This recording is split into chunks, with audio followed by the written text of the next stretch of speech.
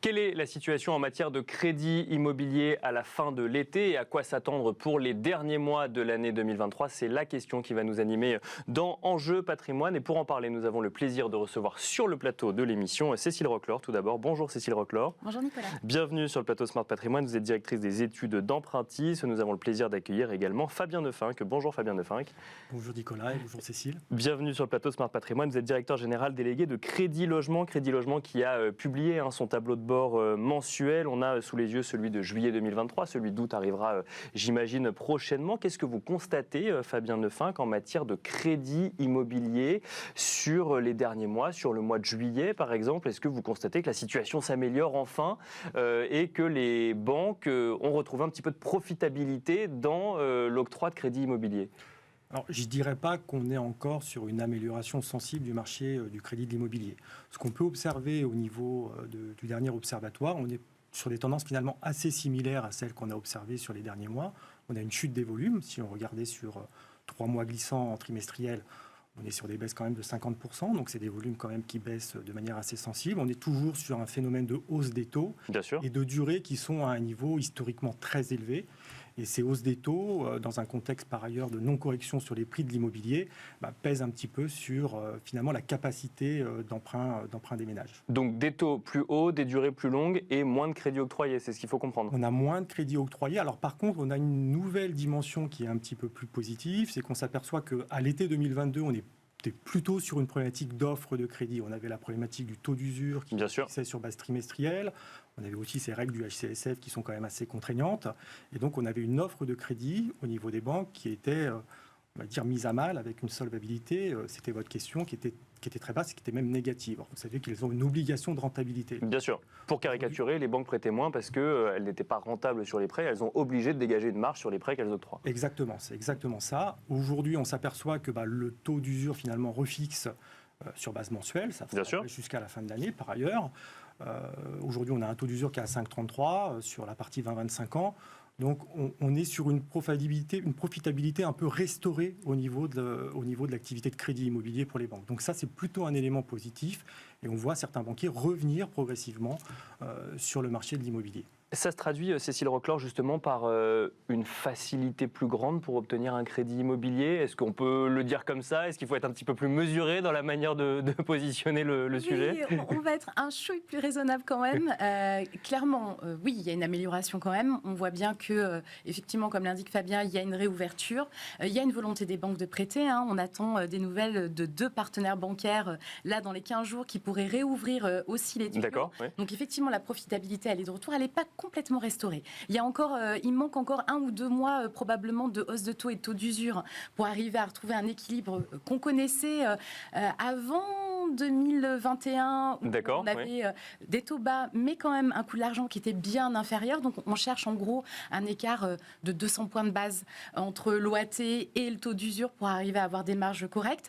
Donc on est au bout du tunnel. On voit la sortie, elle est pas loin. Mais 5,33, ça suffit pas. Non. Et aujourd'hui, en fait, on est dans un marché où les banques, elles vont être extrêmement vigilantes. La préparation du dossier, elle va être clé parce qu'aujourd'hui, vous n'avez pas envie de prendre du risque sur un marché qui est en tension, où on ne sait pas trop comment ça va se passer côté prix, où il y a quand même toujours du risque quand on fait du crédit, même si en France, on a un système extrêmement vertueux. Donc, il va falloir montrer patte blanche, décrocher son crédit aussi facilement que ce qu'on l'a connu en 2019, par exemple. Ce n'est pas pour demain. Donc, il faut s'attendre quand même à quelques hausses de taux supplémentaires, donc évidemment au niveau du taux d'usure, mais donc en termes de crédit immobilier aussi. Oui, clairement, pour le mois de septembre, on a commencé à avoir des indications de nos partenaires bancaires, ça sera à la hausse. D'accord. Ça sera probablement encore à la hausse en octobre. On va aller chercher, aujourd'hui on est à 4% en taux moyen sur 20 ans au barème des banques, donc il y a toujours un peu de négociation possible selon le profil, mais ça va du coup au barème entre 3,50 et 5 selon le partenaire bancaire. D'accord. Oui, on va continuer à monter et on va aller chercher le 4,5 pour un grand nombre de partenaires bancaires, parce que oui, il manque encore des marges et puis le coût de l'argent reste instable. Le bout du tunnel, alors c'est toujours très compliqué de l'anticiper, mais on peut l'estimer à quoi? 1-2 mois d'ici la fin de l'année Ça devrait commencer à se réouvrir effectivement d'ici fin septembre, début octobre. On a d'autres partenaires bancaires qui nous disent plutôt début janvier. Donc on va être sur un échelonnement de l'offre qui va aller de octobre effectivement à janvier 2024. Fabien Neufink, ce qu'on voit également dans l'observatoire, dans le tableau de bord mensuel de l'Observatoire Crédit Logement, c'est un allongement des durées de crédit. Et ça, pour le coup, c'est assez marqué. Alors, oui, c'est marqué. Aujourd'hui, on est sur une durée moyenne qui est autour de 250 mois. C'est très marqué, mais ce n'est pas nouveau, puisque finalement, c'est un phénomène qu'on observe depuis maintenant plusieurs mois. On était déjà dans ces eaux-là, finalement, à la fin d'année 2022. Ce qui est certain, c'est que ce n'est plus un relais maintenant de solvabilisation de la demande. D'accord. Historiquement, dans la période, on va dire, un peu très sympa du marché de l'immobilier, on avait des taux bas, on avait des taux d'apport qui étaient quasi nuls. Bien sûr. On avait des financements qui étaient supérieurs à 100% assez régulièrement, et on avait des durées qui ne faisaient que s'allonger. Si on prend deux chiffres, en 2019, en fin d'année 2019, vous aviez à peu près 46% des emprunteurs qui empruntaient entre 20 et 25 ans. D'accord. Aujourd'hui, vous êtes à 66% des emprunteurs. Et on voit que cette frange-là a tendance à se stabiliser maintenant depuis plusieurs mois.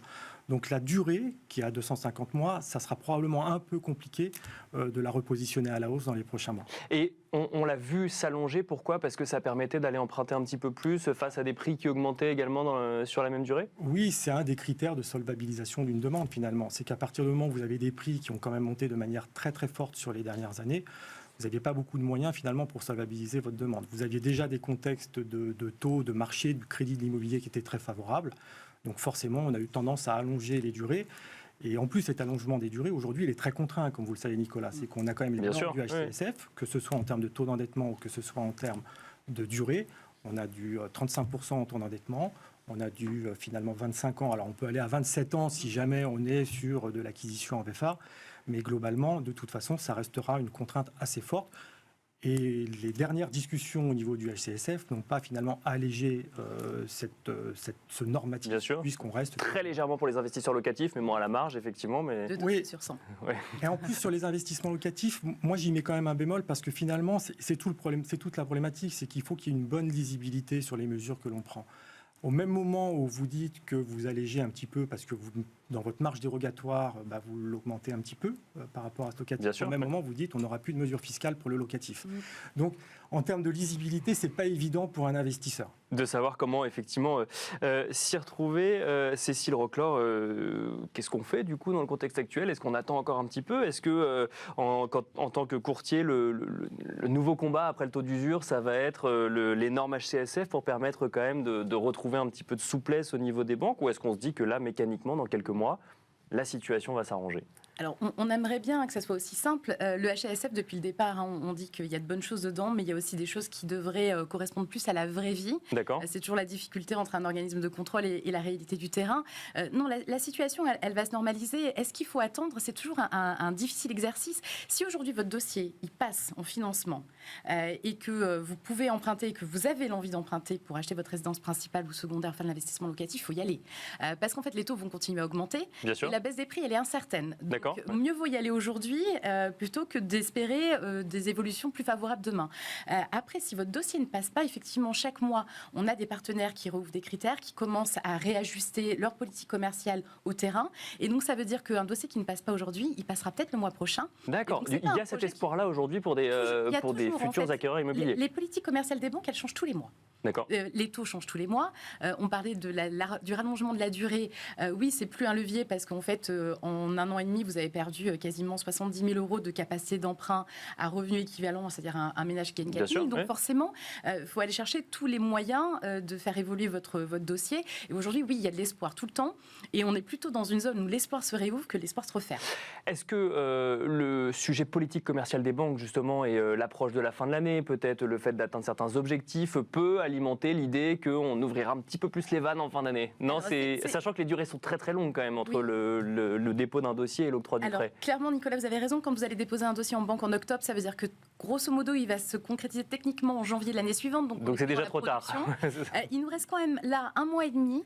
Peut-être pour ceux qui veulent acheter pour la première fois avec un prêt à taux zéro, parce qu'on est avant la modification du prêt à taux zéro, loi de finances, elle passe pour l'année prochaine. Et ça, c'est un levier énorme quand vous êtes à 4% au taux moyen, un prêt à 0%. Ça change fondamentalement la donne, donc il faut se hâter. Après, ça va être une histoire d'agences et d'enseignes. Il y a toujours des agences qui sont un petit peu en retard sur leur production. Il y a qui manque un ou deux dossiers pour finir les objectifs. Et ça, le courtier est bien placé pour savoir où vous orienter. Fabien Neufink, un mot peut-être. Alors effectivement, sur ce marché de l'immobilier en lui-même, on constate quand même que effectivement, C'est compliqué dans le neuf aujourd'hui. On voit que c'est c'est le moins qu'on puisse dire. Vous le constatez vous aussi dans les chiffres que vous regardez? Sur le marché du neuf, en termes de baisse de volume, on va observer à peu près les mêmes tendances. D'accord. On est sur des tendances assez similaires, mais ce qui n'est pas complètement illogique, puisqu'aujourd'hui, on est sur un marché qui est drivé par la capacité d'emprunt finalement des ménages. Que vous soyez sur du neuf ou sur de l'ancien, finalement, votre capacité en termes de prix et donc en termes également de taux d'effort que vous pouvez consentir pour acquérir un bien, finalement, il n'y a pas de grandes modifications ou de bouleversements à attendre. Sur le marché du neuf, on introduit des dimensions un petit peu additionnelles, puisque... En plus de ça, il y a moins d'offres de logements. Il y a moins d'offres. Quand vous voyez les chiffres du deuxième trimestre du ministère de la Rénovation énergétique, qui sont fondamentalement très mauvais, puisque vous observez finalement que le pourcentage de réservation, là aussi sur le deuxième trimestre, est en baisse de 10% par rapport au premier trimestre, qui lui-même était très mauvais. On est même sur les appartements à moins 40% et sur les maisons à moins 44%. Là, j'aurais tendance à rejoindre également Cécile. Attention à l'éco-PTZ. Je pense que vous savez que les normes du PTZ vont être fondamentalement revues pour les prochaines années, puisque ça ne concernera plus, par exemple, les maisons. Donc, il y a aussi des petits relais par rapport à ça pour faire quelque chose. Mais sur le marché du... Si je traduis ce que vous nous dites tous les deux, c'est intéressez-vous de très près à l'éco-PTZ dès septembre, là, c'est ça? En général, tout est préaidé. Je pense effectivement que c'est un bon relais. Après, sur le marché du neuf, on est vraiment dans une situation qui est très critique actuellement. Bien sûr. Je ne suis pas forcément le plus grand spécialiste. Non, bien sûr, mais c'est intéressant de voir ce que vous voyez dans vos chiffres, vous aussi. Moi, mais sur les promoteurs immobiliers, dans toutes ces professions-là, aujourd'hui, il y a forcément besoin d'un certain nombre de mesures pour essayer de leur permettre d'écouler déjà des stocks. Alors, il y a eu des mesures qui ont été prises avant l'été. Mais il faudra aller probablement plus loin pour les appuyer dans leur démarche. Et on pourra suivre ça dès septembre, notamment avec les prises de parole des différents syndicats ou associations donc de promoteurs immobiliers. Cécile Roclor, un mot, effectivement, quand on décrit ce marché immobilier en France aujourd'hui, on a quand même l'impression que tout porte à croire qu'on va aller vers une baisse des prix. Vous nous dites non, c'est plus incertain que ça, c'est pas forcément la manière dont nous on voit les choses. C'est un exercice difficile parce qu'en fait, il n'y a pas un marché de l'immobilier, vous savez comme moi, Nicolas. Bien sûr, c'est vrai. Le marché français, il a de multiples visages, il a multiples facettes. Et en fait, ce qu'on voit aujourd'hui, c'est qu'il y a des secteurs où la demande reste très forte, où effectivement la promotion immobilière n'est plus là pour offrir des biens supplémentaires. Donc on a un stock qui est extrêmement resserré et où là, mécaniquement, même si vous avez une baisse du nombre de demandeurs, ils sont encore suffisamment nombreux pour continuer à soutenir les prix. Et puis, vous avez des secteurs où il y a beaucoup de biens qui sont en DPE défavorables. Bien sûr. Et lâchés par mais donc, ça coûte plus cher de devenir propriétaire puisque derrière, il faut faire les travaux. Exactement. Et puis, il faut arriver à se financer parce que financer un bien en catégorie F ou G, c'est quand même pas si simple qu'il y a 3 ans. Donc, en fait, on a plein de marchés différents et il y a des marchés, par contre, où l'offre était déjà détendue, où on a du stock de logement qui est résiduel. Vous évoquiez le stock de logement, Fabien. Il y a des endroits où le stock, il est là. Et donc là, on pourrait avoir une baisse des prix. Mais malgré tout, les matériaux aussi ont augmenté de 25%, je crois, a indiqué la Fédération des promoteurs immobiliers. Donc, en fait, on est dans un marché contraint à plein d'endroits. On est plutôt en train de se dire qu'il faudrait plus d'offres. Et en même temps, l'offre, elle est extrêmement contenue et resserrée, alors même qu'en fait, on a déjà une baisse de la demande. Donc, cet équilibre-là, il n'est pas certain que vous gagnez les 25% de pouvoir d'achat que vous avez perdu avec une baisse des prix dans les mois à venir. Merci beaucoup Cécile Roclor, donc directrice des études chez Empruntis. Merci beaucoup. Merci également Fabien Neufink, directeur général délégué au sein de Crédit Logement. Merci à tous les deux d'avoir partagé votre expertise sur le plateau de Smart Patrimoine. Et quant à nous, on se retrouve tout de suite dans la dernière rubrique de l'émission, l'œil du CGP.